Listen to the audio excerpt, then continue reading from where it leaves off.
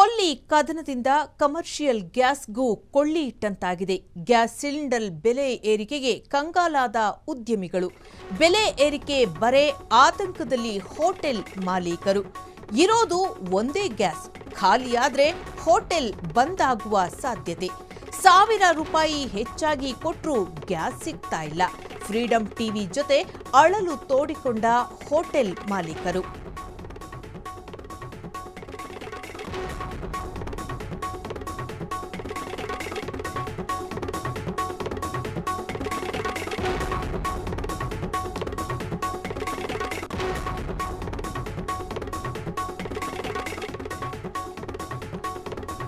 ಇನ್ನು ಕೊಲ್ಲಿ ಕದನದಿಂದ ಇದೀಗ ಕಮರ್ಷಿಯಲ್ ಗ್ಯಾಸ್ಗೆ ಕೊಳ್ಳಿ ಇಟ್ಟಂತಾಗಿದೆ ಅಂತ ಹೇಳಬಹುದು. ಗ್ಯಾಸ್ ಸಿಲಿಂಡರ್ ಬೆಲೆ ಇದೀಗ ಗಗನಕ್ಕೇರಿದೆ. ಇದರಿಂದ ಹೋಟೆಲ್ ಉದ್ಯಮಿಗಳು ಕಂಗಾಲಾಗಿದ್ದಾರೆ.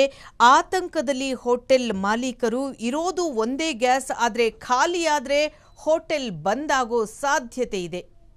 ಬನ್ನಿ ಹಾಗಾದ್ರೆ ಹೋಟೆಲ್ ಮಾಲೀಕರು ನಮ್ಮ ಫ್ರೀಡಂ ಟಿವಿ ಜೊತೆ ಅವರ ಅಳಲನ್ನ ತೋಡ್ಕೊಂಡಿದ್ದಾರೆ. ಏನ್ ಹೇಳ್ತಾರೆ ನೋಡೋಣ. ಸುಮಾರು ಐಟಮ್ ನಾವು ಕ್ಲೋಸ್ ಮಾಡಿದ್ವಿ, ಅರ್ಧಕ್ಕರ್ಧ ಐಟಮು. ಸೊ ಎಕ್ಸಾಂಪಲ್ ನಾವು ಪೂರಿ ಕ್ಲೋಸ್ ಮಾಡಿದ್ವಿ, ವಡೆ ಇಲ್ಲ. ಈಗ ಪ್ರೆಸೆಂಟು ದೋಸೆ ಮತ್ತು ಇಡ್ಲಿ ಐಟಮ್ಸ್ ಮಾತ್ರ ಕಾಫಿ ಟೀ ಮೂವ್ ಮಾಡ್ತಾ ಇದ್ದೀವಿ. ನಾವು ಈಗ ಆಲ್ರೆಡಿ ಬ್ಲ್ಯಾಕಲ್ಲಿ 6000 ಕೊಟ್ಟು ಒಂದು ಸಿಲಿಂಡರ್ನ ಪರ್ಚೇಸ್ ಮಾಡ್ತಾ ಇದ್ದೀವಿ. ಸೊ ನಮಗೆ ಪ್ರತಿದಿನ 6 ಗ್ಯಾಸ್ ಬೇಕಾಗುತ್ತೆ. ಸೊ ನಿನ್ನೆ ನಮಗೆ ಸ್ಟಾಕ್ 3 ಮಾತ್ರ ಕೊಟ್ಟಿದ್ದಾರೆ. ಈ ಥರ ಏಕಾಏಕಿ ದರ ಜಾಸ್ತಿ ಆದರೆ ಗ್ಯಾಸ್ ಸಿಲಿಂಡ್ರದು ಜನಸಾಮಾನ್ಯರಿಗೆ ಭಾಳ ತೊಂದರೆ ಆಗುತ್ತೆ. ಈಗ BPL ಕಾರ್ಡು, EWS ಆರ್ಥಿಕವಾಗಿ ಹಿಂದುಳಿದವರಿಗೆ ಭಾಳಷ್ಟು ತೊಂದರೆ ಆಗುತ್ತೆ. ಕೇಂದ್ರ ಸರ್ಕಾರ ಈ ಕಡೆ ಗಮನ ಕೊಟ್ಟು BPL ಕಾರ್ಡ್ ಇರುವಂಥವರಿಗೆ ಕೋಟಿಗಟ್ಟಲೆ BPL ಕಾರ್ಡ್ನರಿದ್ದಾರೆ.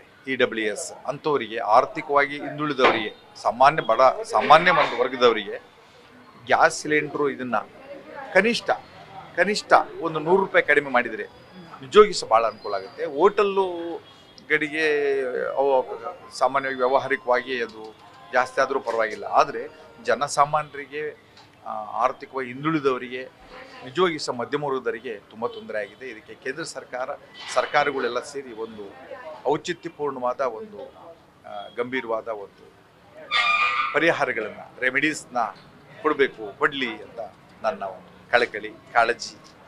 ತುಂಬ ಪ್ರಾಬ್ಲಮ್ ಇದೆ ಸರ್. ನಮಗೆಲ್ಲ ಬೆಲೆ ಏರಿಕೆ ಜಾಸ್ತಿ ಆದಮೇಲೆ ತುಂಬ ಪ್ರಾಬ್ಲಮ್ ಇದೆ. ಮೇಂಟೈನ್ ಮಾಡೋಕ್ಕಾಗಲ್ಲ. ಹೋಟ್ಲುಗಳ ಸಿಲಿಂಡರ್ಗಳು ಜಾಸ್ತಿ, ಪ್ರಮಿಷನಲ್ಲಿ ರೇಷನ್ ಐಟಮ್ಗಳು ಜಾಸ್ತಿ. ತುಂಬ ತೊಂದರೆ ಆಗ್ತಾಯಿದೆ ನಮಗೆ ಹೋಟ್ಲುಗಳು ನಡ್ಸೋಕ್ಕೆ. ಇವಾಗ ಸಿಲಿಂಡರ್ ಹಿಂದೆ 2 ಯೂಸ್ ಮಾಡ್ತಾಯಿದ್ವಿ. ಅವಾಗ ₹1650 ಇದು ಕಮರ್ಷಿಯಲ್. ಈಗ ₹3000 ₹4000 ಅಂತಾರೆ. ಎಲ್ಲಿಂದ ತಂದು ಮಾಡೋದು ನಾವು?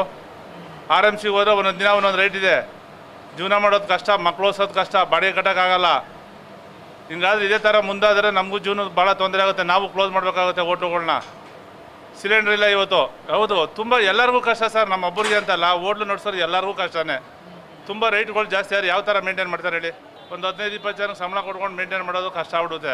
ಇವಾಗ ಒಂದು ದಿನ ಒಂದೊಂದು ರೇಟ್ ಜಾಸ್ತಿ ಆಗ್ತಾ ಇದೆ. ಇವತ್ತು ಅದಾಯಿತು ಇದಾಯಿತು ಅಂತ ಹೇಳ್ಬಿಟ್ಟು ಮಾಡೋಕ್ಕಾಗಲ್ಲ. ಒಂದು ಸಲ ಮಾಡಿದ್ರೆ ಅದು 6 ತಿಂಗಳು 1 ವರ್ಷ ವೆಯ್ಟ್ ಮಾಡಲೇಬೇಕು. 3 ದಿನಕ್ಕೂ ಐಟಮ್ ರೇಟ್ ಜಾಸ್ತಿ ಮಾಡೋಕ್ಕಾಗಲ್ಲ ನಾವು. ಅಲ್ಲಿ ಆಲ್ಮೋಸ್ಟ್ ಒಂದು 4-5 ಕಮರ್ಷಿಯಲ್ ಸಿಲಿಂಡರ್ ಇಟ್ಕೊಂಡಿರ್ತಾರೆ. ಬಟ್ ಅದ್ರ ಬದಲಾಗಿ ಅವ್ರೇನಾದ್ರು ರಿಕ್ವೆಸ್ಟ್ ಮಾಡ್ಕೊಂಡು ಏನೋ ಪರ್ಯಾಯ ವ್ಯವಸ್ಥೆ ಮಾಮೂಲಿ ಆಗ್ತಾರಲ್ಲ, ಪರ್ಯಾಯ ವ್ಯವಸ್ಥೆ ಮಾಡಿಕೊಡೋರು. ಅದು ಅವ್ರ ಕೈ ಬಿಟ್ಟಾಗ ಮಾತ್ರ ಯಾರೇನೂ ಮಾಡೋಕ್ಕಲ್ಲ. ಎಲ್ಲರಿಗೂ ಪ್ರಾಬ್ಲಮ್ ಆಗಿದೆ ಇದು. ಒಬ್ಬೊಬ್ಬರಿಗೆ ಅಂತಲ್ಲ, ಎಲ್ಲ ಹೋಟ್ಲವರಿಗೂ ಪ್ರಾಬ್ಲಮ್ ಆಗಿದೆ ಇದು. ಅವ್ರ ಹತ್ರ ಸ್ವಲ್ಪ ರಿಕ್ವೆಸ್ಟ್ ಮಾಡ್ಕೊಂಡು ಏನಾದರೂ ಮಾಮೂಲಿ ವರ್ಷಾನುಗಟ್ಟಲೆ ನಾವು ಹಾಕ್ತೇವಲ್ಲ, ಅವರಿಂದ ಏನಾದ್ರು ಒಂದು ಹೆಲ್ಪ್ ಮಾಡಿದ್ರೆ ನಮ್ಗೇನಾದ್ರು ಆಗುತ್ತೆ. ಬಟ್ ಇದಕ್ಕೆ ಒಬ್ಬೊಬ್ಬರಿಗೆ ಆಗಿರೋದಲ್ಲ ಸರ್, ಎಲ್ಲರಿಗೂ ಆಗಿದೆ ಇದು. ಎಲ್ಲ ಹೋಟ್ಲವರಿಗೂ ಪ್ರಾಬ್ಲಮ್ಮು, ಪ್ರತಿಯೊಬ್ಬರಿಗೂ ಪ್ರಾಬ್ಲಮ್ ಇದೆ ಇದರಿಂದ. ತಿಂಗಳಿಗೆ 2 ಸಿಲಿಂಡರ್ ಬೇಕಾಗತ್ತೆ. ಸೊ 2 ಸಿಲಿಂಡರು ಅಡ್ಜಸ್ಟ್ ಮಾಡೋಕ್ಕೆ ತುಂಬ ಕಷ್ಟ ಆಗ್ತಾ ಇದೆ ಈಗ ಸ್ಟ್ರೈಕ್ ಇರೋದ್ರಿಂದ. ಮುಂದೆ ಎಲ್ಲಿ ಕ್ಲೋಸ್ ಮಾಡಬೇಕಾಗಿ ಬರುತ್ತೆ, ನಮ್ಮದು ಕಮಿಟ್ಮೆಂಟ್ಸ್ಗಳಿರತ್ತೆ, ಹುಡುಗರ ಸಂಬಳ, ಅಂಗಡಿ ಬಾಡಿಗೆ. ಸೊ ಎಲ್ಲ ಹೆಂಗೆ ಮೇಂಟೈನ್ ಮಾಡೋದು ಅಂತ ಸ್ವಲ್ಪ ಯೋಚನೆ ಆಗಿದೆ. ನೋಡೋದ ಗೌರ್ಮೆಂಟ್ ಏನು ಮಾಡುತ್ತೆ ಅಂತ ವೆಯ್ಟ್ ಮಾಡ್ತಾರೆ. ಕ್ಷಣದ ಸುದ್ದಿಗಳಿಗಾಗಿ ಫ್ರೀಡಂ ಟಿವಿ ಸಬ್ಸ್ಕ್ರೈಬ್ ಮಾಡಿ, ಲೈಕ್ ಮಾಡಿ ಹಾಗೂ ಫಾಲೋ ಮಾಡಿ. ಹೊಸ ಸುದ್ದಿಗಳ ನೋಟಿಫಿಕೇಶನ್ಗಾಗಿ ಬೆಲ್ ಐಕಾನ್ ಮೇಲೆ ಕ್ಲಿಕ್ ಮಾಡಿ.